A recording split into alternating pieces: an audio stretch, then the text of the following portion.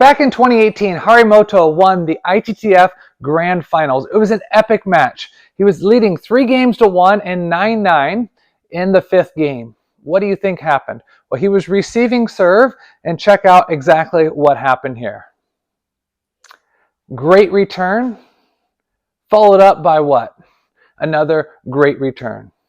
Now, a lot of times we watch a match like that, or we watch highlight points like that, and we say, wow, that's the exact flip that I want to use in the next tournament. Well, this is a little bit dangerous because unless you have the 5 foundational things that Harimoto has, it's difficult to just go in and try that. Why? Because you miss, and then you end up resorting to pushing or playing more passively.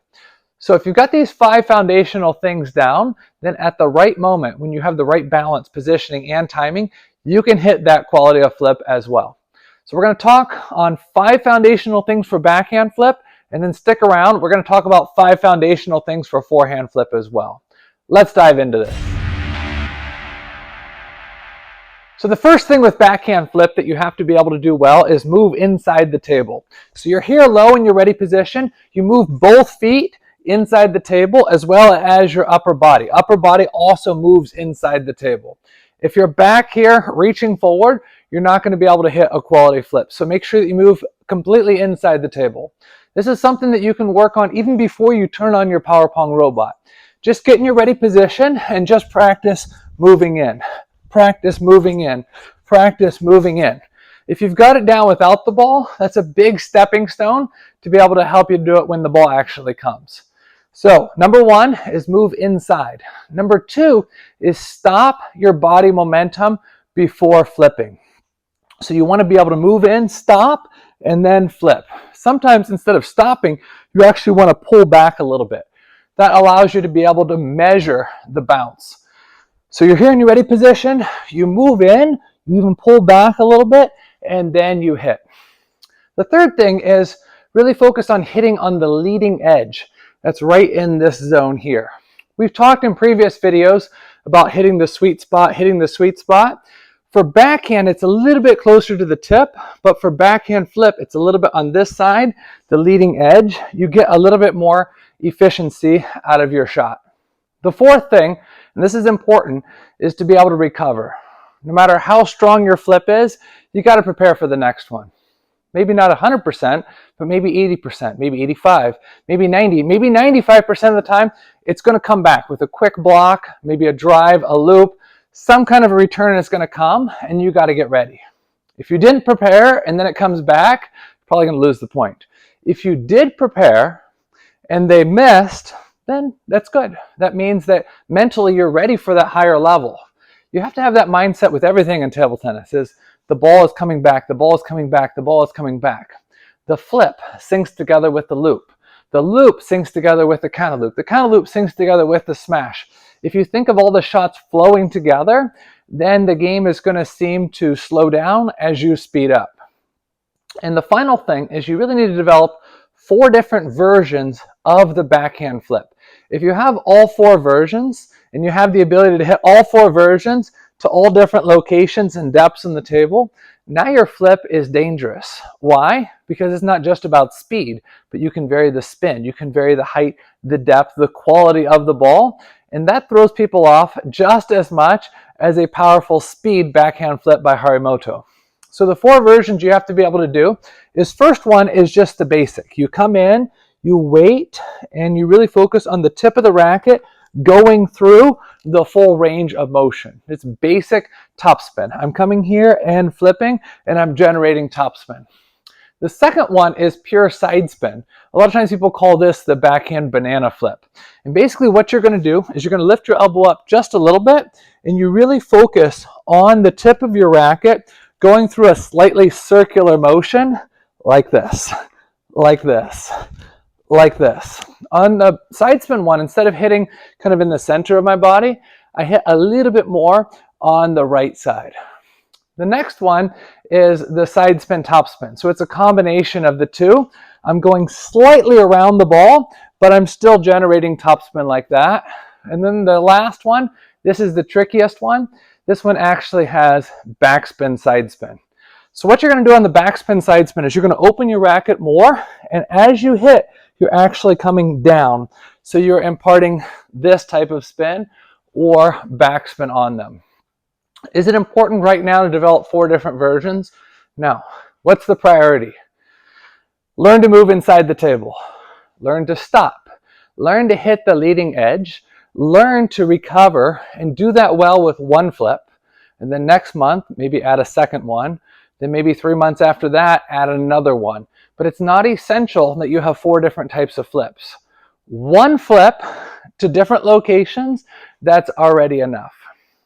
2 other things that I want to mention before I dive to the forehand flip is that it's easier if you hit the ball as it's dropping.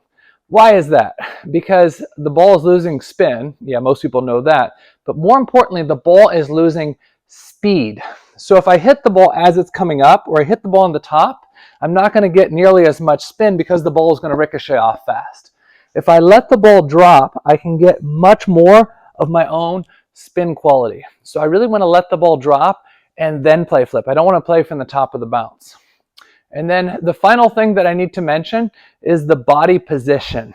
So if the ball hits, let's say here, for example, and I just move straight to the ball, my opponent pretty much knows I'm going to go cross. So if I can position my hips with the backhand that I'm aiming to the forehand, but I can hit anywhere, this is an effective weapon. Once I come here to the inside of the ball, my opponent really doesn't know if I'm going to go to the wide forehand, to the middle, or to the wide backhand. So instead of just stepping forward, really stepping forward and finding the inside of the ball, that's critically important for both backhand and forehand flip. Think about this. The flip, it can go fast, can go slow, can go medium. But what's the most effective thing about the flip, or the most scariest thing for your opponent? The fact that you're close to your opponent. Okay? If I'm hitting strong loops and strong counter loops from back here, he's got time to return. But once I come inside the table, let's say he serves short, I come inside the table, my opponent and I are only 7 or 8 feet away from each other, so his reaction time immediately is taken away. So what does he do? He oftentimes guesses where I'm going. If I have the ability to move and play from the inside, I can easily flip there, there, or there with a very, very similar stroke. Now we're going to dive into forehand flip. So there's also 5 things that I want to mention. These are so foundational with forehand flip. The first one, just like backhand, is the ability to move inside the table. So really with your legs and your upper body to be able to move inside the table. Second thing, of course, is stop your body. The third thing is hit the ball as it's dropping, as it's coming down. A lot of times, especially when right-handers serve to your forehand, you may move in and you may think that it's short, but a lot of times it's what's called half long, where the ball is close to coming out or possibly coming out. So if you just rush in here and flip at the top of the bounce or early, you're not able to properly measure. So what you want to do is you're down low in your ready position, you move in and you wait and you see, is it coming out or is it short? That way you can make a great decision whether to play flip or to play loop. The fourth thing is the placement. Using quite an open angle, you're going to come in here and you're going to place the ball appropriately. If you do a slow flip cross court to the forehand, it's probably not that effective. So if you're going to go cross court, it should really be a stronger flip. But I would highly recommend developing as your main flip forehand down the line and to the middle. When your opponent, especially a right-hander, serves straight down the line to you, if you're able to get a good flip deep to the backhand, oftentimes you'll get a block or a weaker loop that you can play counterattack against. And then the fifth thing, of course, is the recovery afterwards. No matter how good your flip is, no matter how strong it is, if you can't recover afterwards, then it's not an effective flip. Thanks for watching this video. I enjoyed teaching you today about the backhand flip and forehand flip. If you have any questions or comments, go ahead and drop a comment down below. And if you enjoyed this video, make sure you like, subscribe, and turn on the bell. I'll see you soon.